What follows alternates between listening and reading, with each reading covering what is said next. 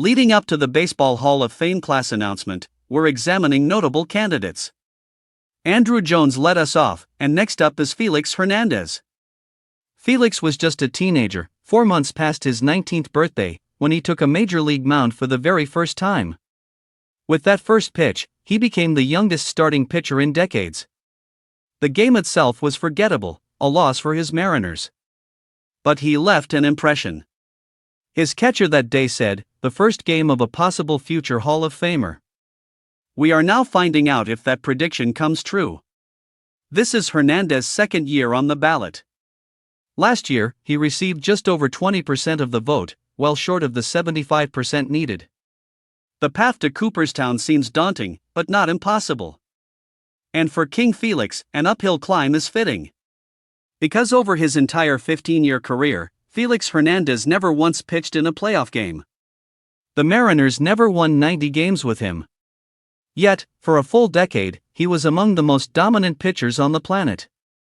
From his debut through age 29, no pitcher had a higher wins above replacement. He was an all-star, a Cy Young Award winner, and consistently brilliant. He was also incredibly unlucky.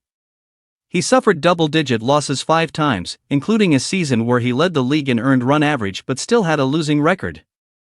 Through it all, he took the ball, start after start, year after year. His peak was sensational, putting him right alongside pitchers who are already Hall of Famers.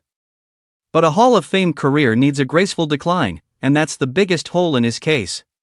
The fall was swift. The injuries mounted. By 30, he was no longer the same pitcher, and his career was over just a few years later. He never got that October moment. Yet, his commitment to one franchise, toiling for a team that could never break through, made him a folk hero in Seattle. It adds a tragic layer, but also a mystique.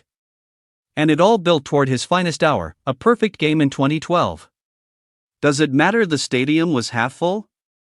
That the Mariners were in last place? Of course not. For a player who deserved so much more, this was his crowning moment. The image of the King's court section celebrating as he kicked his leg in the air made all the struggle seem, for one perfect day, worth it. The early returns on this year's ballots are encouraging. He's gaining more support. Few pitchers ever reached the heights he did during his reign.